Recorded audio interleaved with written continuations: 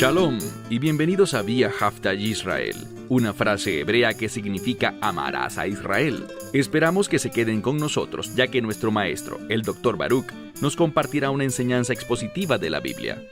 El Dr. Baruch es profesor titular del Instituto Zera Abraham, con sede en Israel. Aunque todos los cursos en el instituto se imparten en hebreo, el Dr. Baruch se complace en compartir esta enseñanza en inglés con doblaje al español. Para más información, visítenos en amarasaisrael.org o descargue nuestra aplicación móvil Mi Estudio Bíblico. Aquí está Baruch y la lección de hoy.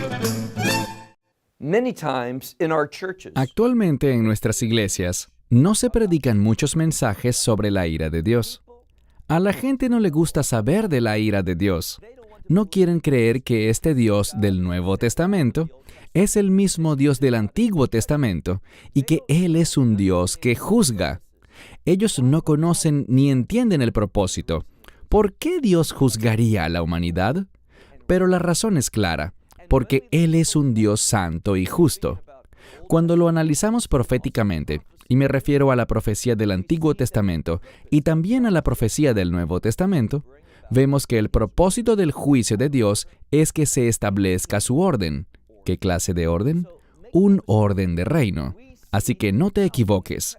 Vemos a lo largo de todo el Nuevo Testamento, cuando estudiamos las enseñanzas del Mesías, las de Pablo, cuando estudiamos las enseñanzas de Juan y de todos los apóstoles, ellos hablan de un tiempo que vendrá al final de esta era, lo que llamamos los últimos días, en los cuales la voluntad de Dios efectivamente traerá el derramamiento de su juicio, específicamente de su ira. Si queremos entender lo que estará ocurriendo en el mundo, necesitaremos preguntarnos a nosotros mismos, ¿cuál es la fuente de esto que está pasando? Porque sabemos que esta iglesia en Tesalónica está siendo perseguida, intensamente perseguida. Ellos están experimentando tribulaciones en plural, una abundancia de pruebas y aflicciones, pero nada de eso proviene de Dios. Dios usará todo esto con el fin de presentar evidencias ante el mundo sobre su fe, y Dios también lo usará con el fin de recompensarlos por su resistencia y perseverancia. Pero la fuente de esa persecución, en esa época, volviendo atrás unos 1900 años, a quien vemos claramente actuar, es al enemigo. Ellos están sufriendo debido a su fe. Y lo que vemos proféticamente es que este mundo no está avanzando en pos de la justicia.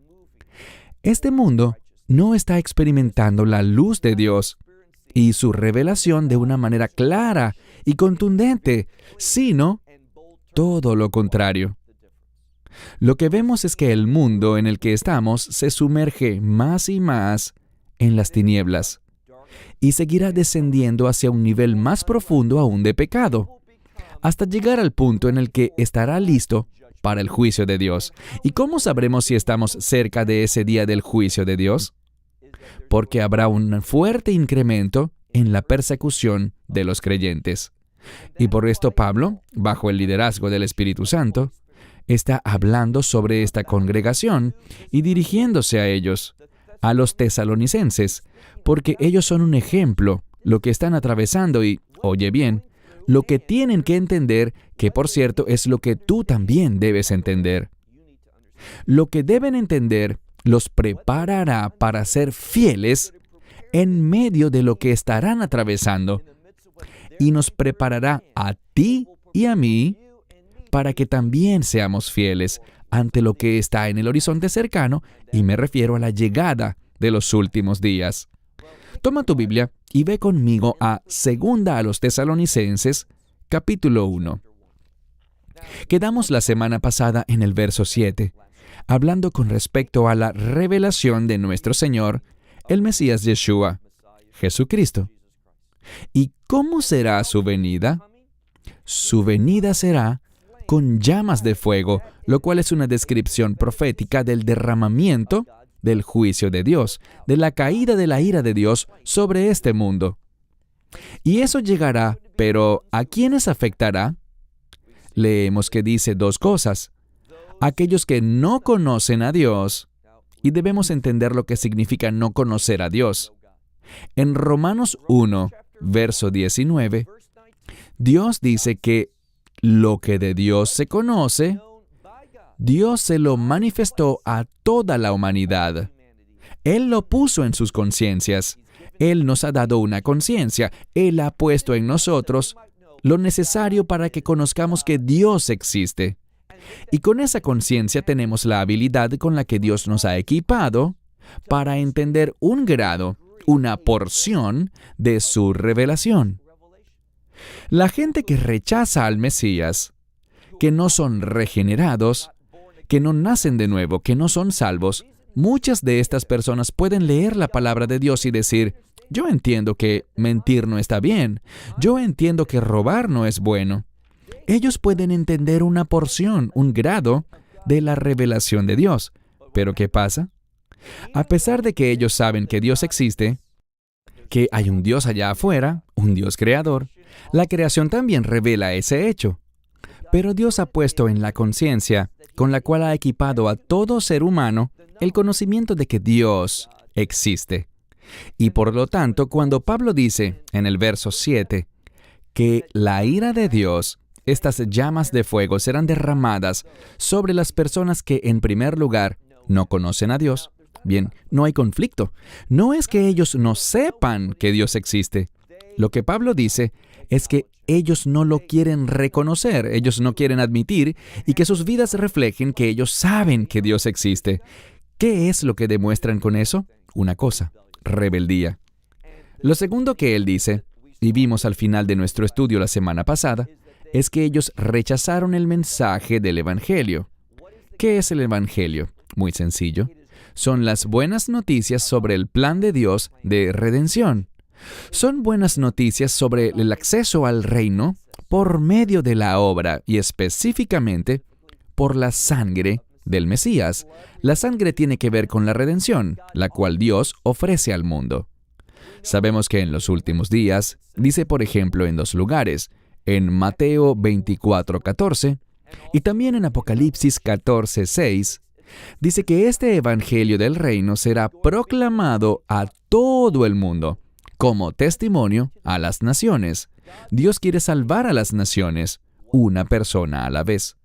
Pero el problema es que aquellos que recibirán el juicio de Dios y su ira son aquellos que han rechazado el evangelio, y eso es lo que dice al final del verso 7 y 8. Pero avancemos ahora a nuestro siguiente verso, el verso 9. Dice con respecto a estas personas que niegan a Dios y que rechazan el evangelio, dice, quienes pagarán un precio. Este término para precio es literalmente la palabra que entendemos como una multa. Es un pago que debes entregar por una falta cometida. Entonces, quienes niegan a Dios y rechazan el evangelio, tendrán que pagar una multa. ¿Y en qué consiste esa multa? ¿Esa penalidad que tendrán que pagar? Leámoslo aquí. Es un pago extremadamente costoso porque dice, destrucción eterna, perdición sin final.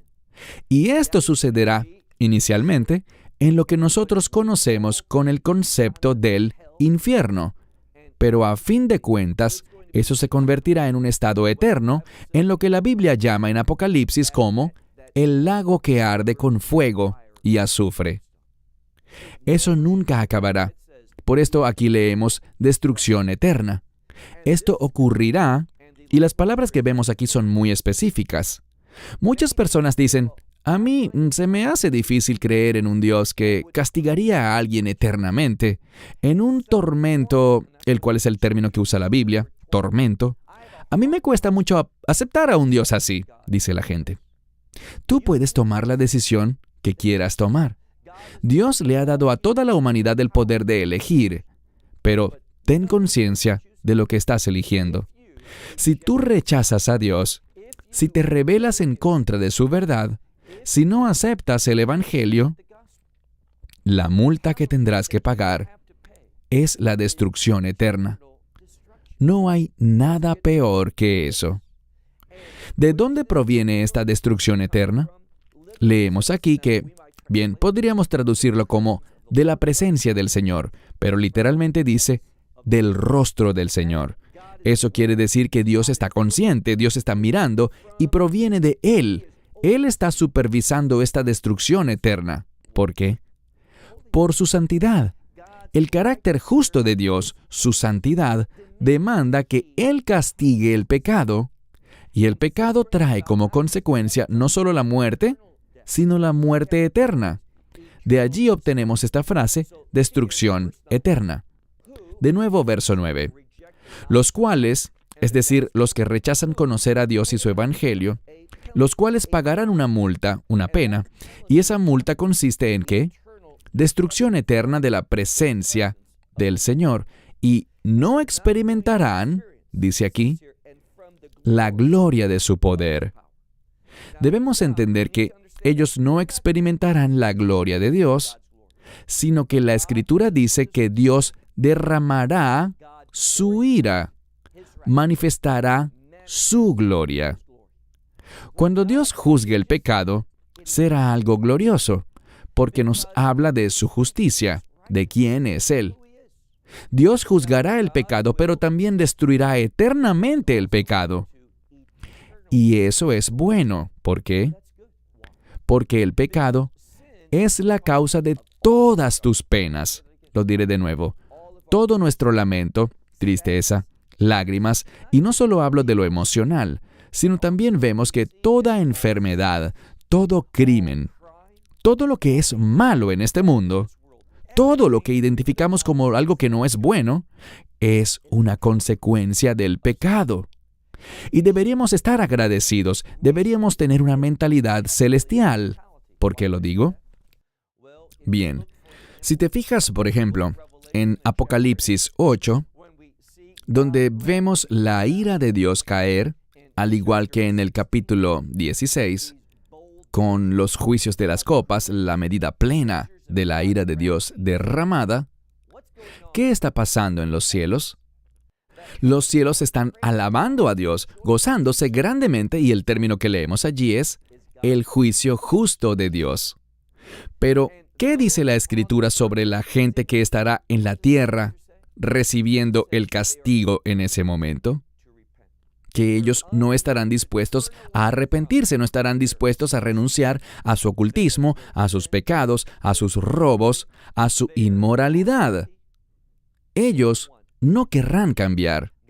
Dios se revela a sí mismo por medio de su ira, mas ellos elegirán sufrir la ira eterna de Dios antes que aceptar sus reglas, que reconocer que son pecadores.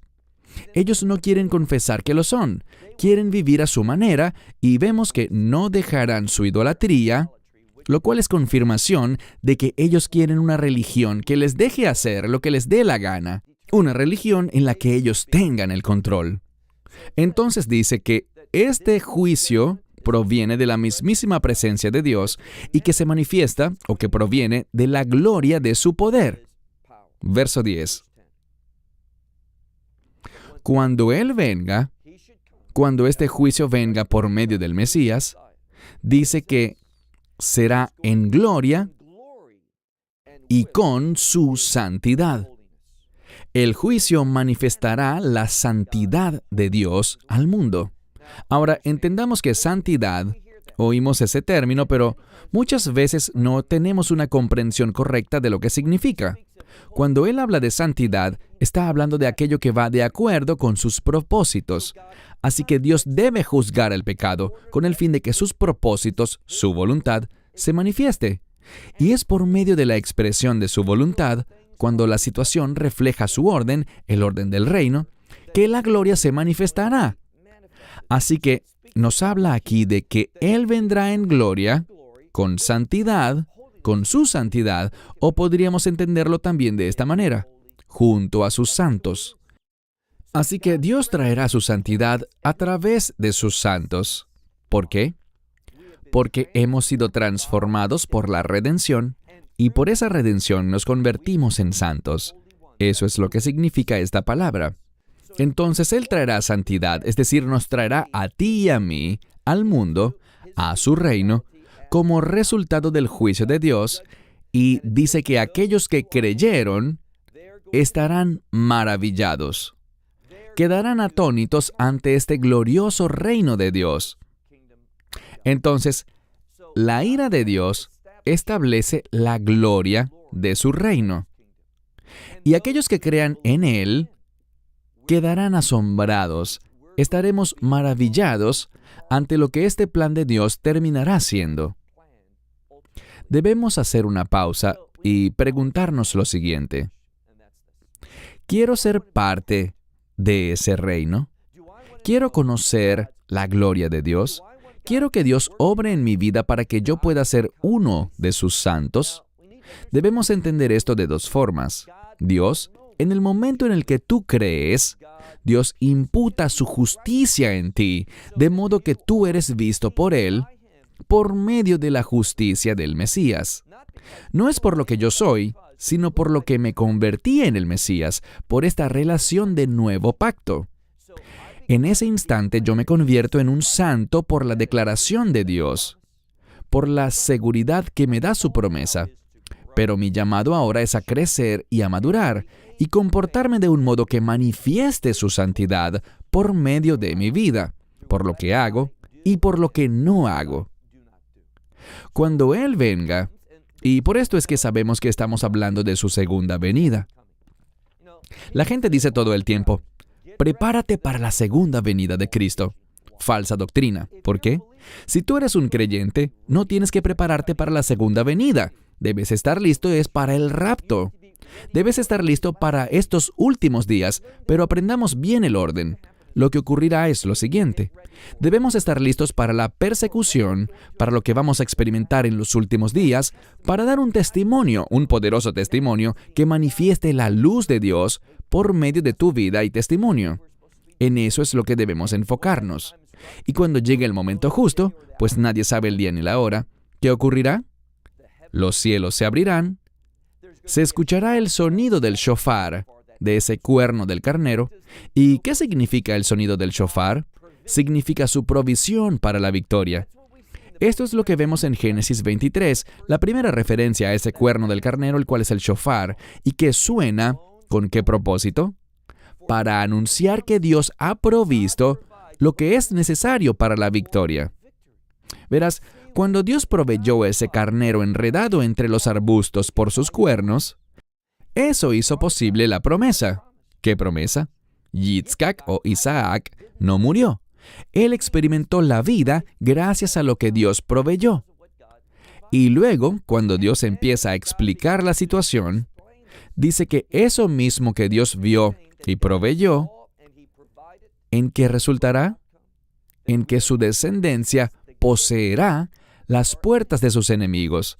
Esa frase, poseer las puertas de tus enemigos, es un modismo que quiere decir victoria. Así que el shofar nos recuerda que Dios provee lo necesario para la victoria. Y por esto sonará el shofar, el cuerno del carnero, cuando llegue el rapto. Dios nos dará un cuerpo nuevo, glorificado y perfectamente diseñado para el reino de Dios, de modo que por siempre podamos hacer nada más sino servir a Dios de manera perfecta, adorarle adecuadamente. Recibiremos esto en el momento del rapto. Allí seremos reunidos y llevados al reino de los cielos, donde estaremos con el Mesías, y al final de la semana 70 de Daniel, el Mesías volverá. Y la Escritura dice, por ejemplo, ahora estamos en 2 a los Tesalonicenses, pero en 1 a los Tesalonicenses, capítulo 3, verso 13, nos dice que los santos, que somos tú y yo, los creyentes, la congregación de los redimidos, la iglesia, vendrá con Él. Vendremos nosotros con el Mesías. Entonces no tienes que prepararte para ese evento, porque cuando seas tomado en el rapto estarás con Él y regresarás con Él en su segunda venida. Siempre estaremos con Él. Para lo que tenemos que prepararnos ahora es para el rapto, no para la segunda venida. Estaremos en el reino con Él, por lo que naturalmente vendremos con Él. Dice entonces, hablando sobre este evento, de nuevo verso 10. Cuando Él venga en gloria con los santos, con sus santos, y ellos estarán asombrados, ¿quiénes? Los creyentes. Quedarán asombrados ante todo esto, ¿Por qué razón? Porque nuestro testimonio entre ustedes fue creído. Pablo dice, el beneficio es que ustedes creyeron este testimonio. No era el testimonio de Pablo. Es lo que Dios le reveló a él, ese mensaje del Evangelio, que ustedes creyeron ese testimonio, nuestro testimonio entre ustedes, ¿con respecto a qué? Con respecto a aquel día. Y cuando hablamos en la Escritura de aquel día, hablamos del día del juicio. Y ese será un día de juicio para los creyentes. En otras palabras, será el día de juicio para los santos, el cual será un día glorioso. Nosotros veremos la justicia de Dios que fue prometida a nosotros desplegarse ante nuestros ojos, estableciéndose y revelándose ante nosotros mediante el establecimiento del reino de Dios. Y esto es a lo que Pablo se refiere aquí cuando dice, en aquel día. Verso 11. Por lo cual, asimismo, oramos siempre por ustedes. Él sabe que ellos están sufriendo. Él sabe que ellos están dando un buen testimonio. Por lo que dice, esta es la razón por la cual nosotros oramos siempre por ustedes, para que ustedes puedan ser dignos. ¿Qué quiere decir esto? Que podamos tener un testimonio bueno y adecuado, que nos comportemos en justicia, como deben comportarse los hijos santos de Dios, que nos comportemos de manera digna, loable, conforme al llamado de nuestro Dios. Dios nos ha dado un llamado y debemos tomar ese llamado, aplicarlo a nuestra vida y ejecutarlo, cumplir los propósitos de Dios de una manera digna. Es lo que Pablo nos está diciendo. Y agrega, oramos por ustedes para que esa sea la realidad de sus vidas. Una vez más. Por lo cual, asimismo, oramos siempre por ustedes, para que ustedes sean dignos del llamado de nuestro Dios. Y dice aquí, que se cumpla todo buen propósito de bondad. Aquí aparecen dos palabras distintas en el idioma griego para decir bueno. Lo que quiere decir es que nosotros queremos lo bueno. ¿Qué es lo bueno? El cumplimiento de la voluntad de Dios. Entonces dice, estamos orando para que ustedes sean usados con el fin de que lo bueno, esos buenos planes que Dios tiene, los cuales producen bondad, es decir, que revelan la bondad de Dios, el carácter de Dios, dice, con obras de fe. ¿Cómo? Poniendo la verdad en acción. De eso se trata la fe. Hay una relación estrecha entre la palabra fe y la verdad. Así que leemos, y las obras de fe en poder. Cuando caminamos en la fe, cuando vivimos nuestras vidas de acuerdo con la verdad, podremos estar seguros de algo, de que Dios nos proveerá de poder a nosotros. Debemos decirle, Dios, estoy comprometido con tu verdad, voy a obedecer tu palabra, y mi mayor deseo es caminar en humildad, sumisamente, obedientemente a tu revelación, a lo que tu verdad me ordena hacer. Ahora, los mandamientos de Dios, ¿sabías que existe una relación entre esa palabra, mandamiento, y el concepto de unidad? Cuando obedecemos a Dios, e insisto, no somos salvos por la obediencia. Pero si eres salvo, querrás obedecer a Dios, porque esa es nuestra nueva naturaleza. Cuando llegamos a la fe, nos volvemos al Mesías. ¿Por qué?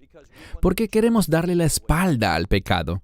No queremos seguir aceptando las cosas que se oponen a su voluntad, sino que nos volvemos a Él buscando obedecerle. Hemos sido salvos para que podamos caminar con Dios en sus propósitos. Cuando tomamos esa decisión, recibiremos poder. Avancemos ahora al verso 12, nuestro último verso por hoy. Para que el nombre de nuestro Señor. El nombre en la Biblia es sinónimo de carácter. Lo digo con frecuencia. Entonces, cuando leemos aquí que el nombre de nuestro Señor debe ser glorificado, eso es lo que nos debe preocupar. No debemos preocuparnos por nosotros mismos, por lo que la gente piense de nosotros. No debemos preocuparnos por lo que tengamos o no tengamos. Preocupémonos por una cosa, que nuestras vidas sean usadas con el fin de glorificar el nombre del Señor. Creo que es muy importante que Dios sea mencionado aquí. Dice el Mesías, creemos en la divinidad de Cristo, y es muy importante que en vez de su nombre, Yeshua o Salvador, aquí sea llamado Señor. ¿Por qué? Si queremos manifestar la gloria de Dios, si queremos glorificar adecuadamente al Salvador, debemos reconocerle como el Señor de nuestras vidas. Entonces, para que el nombre de nuestro Señor sea glorificado. ¿Y quién es nuestro Señor? El Mesías, Yeshua. Y dice, en ustedes, eso es lo que debemos hacer, en nuestras vidas, y ustedes en Él. ¿De qué nos habla aquí? Ustedes en Él nos habla de intimidad, de experimentar la presencia de Dios. Y es cuando nosotros obedecemos su palabra que nos encontraremos, noten lo que dice, que Él actuará, obrará, cumplirá sus propósitos en ustedes y ustedes serán atraídos más cerca de Él para estar en Él, en esa intimidad, en la presencia de Dios, de acuerdo a la gracia de nuestro Dios y Señor, el Mesías Yeshua. Este primer capítulo termina con este concepto de la gracia. ¿Por qué? Bien, sabemos que la gracia salva, pero existe otro aspecto dentro de la gracia de Dios. La gracia de Dios nos salva, así es, nos salva eternamente, para que podamos tener seguridad, pero la gracia de Dios tiene un segundo propósito, y este consiste en que la gracia de Dios se mueve en nuestra vida, opera, para que podamos cumplir la voluntad de Dios.